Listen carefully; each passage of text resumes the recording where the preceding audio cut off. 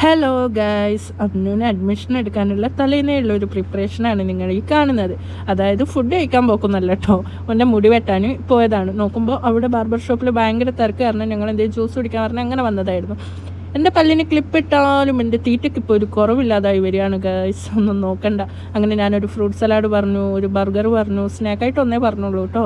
അങ്ങനെ അതൊക്കെ കഴിച്ചതിന് ഞങ്ങൾ അമ്നുവിൻ്റെ മുടി വെട്ടാൻ പോയി. അപ്പോൾ കുറച്ച് മോഡലിൽ മുടി അങ്ങോട്ട് വെട്ടിക്കാൻ വിചാരിച്ചു, മോഡലിലൊക്കെ വെട്ടിച്ചു. തലേന്നായപ്പോൾ അഡ്മിഷൻ എടുക്കാൻ പോവുകയാണ്.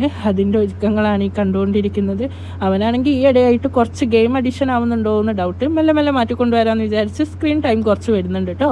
അങ്ങനെ ഞങ്ങൾ ക്ലാസ്സിലേക്ക് പോയിക്കൊണ്ടിരിക്കുന്ന വഴിയാണ് 4 ഫോട്ടോ വേണമെന്ന് പറഞ്ഞത്. അങ്ങനെ 4 ഫോട്ടോ എടുക്കാൻ വേണ്ടി ഞങ്ങളൊരു സ്റ്റുഡിയോ കയറി. അവിടെ നിന്നപ്പോൾ അവന് കുറേ അയാളെ കളിപ്പിച്ചെങ്കിലും അവസാനം അവൻ നിന്ന് കൊടുത്തു. എന്നെക്കാളും ആകാംക്ഷയാണ് അവനക്ക് ആ ഫോട്ടോ കാണാൻ വേണ്ടിയിട്ട്. അപ്പോൾ അവന് എഡിറ്റിങ്ങിൻ്റെ സ്ഥലത്ത് വന്ന് ഇങ്ങനെ നോക്കുന്നുണ്ട്, മൂപ്പർ എഡിറ്റൊക്കെ ചെയ്യുന്നത്. അതൊക്കെ എടുത്ത് കിട്ടിയതിന് ശേഷം ഞങ്ങൾ ഈ സ്കൂളിൽ വന്നു. അങ്ങനെ പാരൻസ് മീറ്റിംഗ് ആയിരുന്നു. അതൊക്കെ കഴിയുമ്പോഴത്തേക്ക് ഒരു 12:30 ആയിട്ടുണ്ടായിരുന്നു. ചായയൊക്കെ കിട്ടിയിട്ടുണ്ടായിരുന്നു. അപ്പോൾ അങ്ങനെ അഡ്മിഷൻ എടുത്തു. ഫീസൊക്കെ അടച്ചതിന് ശേഷം അവൻ്റെ ഡ്രസ്സ്, യൂണിഫോമിൻ്റെ അളവൊക്കെ എടുത്തു. ടെക്സ്റ്റ് ബുക്കൊക്കെ പിന്നെ കിട്ടുള്ളൂ കേട്ടോ. അപ്പോൾ അതൊക്കെ കഴിഞ്ഞപ്പോൾ അമ്മ ഇപ്പം തന്നെ പഠിപ്പൊക്കെ തുടങ്ങി, എന്താ ചെയ്യാല്ലേ. അങ്ങനെ സ്കൂളിലുള്ള കാര്യങ്ങളൊക്കെ ചെയ്ത് തീർത്തതിന് ശേഷം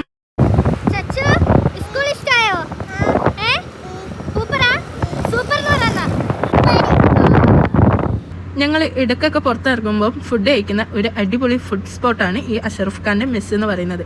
ഭക്ഷണം കാത്തുനിന്ന് ഞാൻ മടുത്തു. ഞാനാണെങ്കിൽ നല്ല കുഴഞ്ഞിക്കണ്, കാരണം രാവിലെ 10 മണിക്ക് മീറ്റിങ്ങിന് പോയി ഇരുത്താണ്. അങ്ങനെ ഞങ്ങൾക്ക് ഇലയിട്ടൊക്കെ തന്നിട്ടോ. അമ്മ ഫസ്റ്റ് തന്നെ കോലുമുട്ടായിയൊക്കെ വാങ്ങിയിട്ടുണ്ടായിരുന്നു. ഞാനിപ്പോൾ ഉറങ്ങിപ്പോകും ഗായ്സ്, എനിക്കാണെങ്കിൽ വിശന്നിട്ടോ ഒരു രക്ഷയില്ല. ഫുഡ് എന്താ വരാത്തേന്ന് വിചാരിച്ച് കാത്തിരിക്കുകയാണ്. ഫുഡ് വരുമായിരിക്കും, പ്രതീക്ഷിക്കാം. അങ്ങനെ അതൊക്കെ കഴിഞ്ഞ് ഫുഡൊക്കെ വന്നിട്ടോ. നല്ല അസൽ ബിരിയാണി, എനിക്കിഷ്ടം ഇവിടുത്തെ ബിരിയാണി, നല്ല കല്യാണ ബിരിയാണി പോലത്തെ ബിരിയാണിയാണ് കേട്ടോ. പിന്നെ ഇക്ക പറഞ്ഞത് നെയ്ച്ചോറും ബീഫ് ഫ്രൈയും ആയിരുന്നു.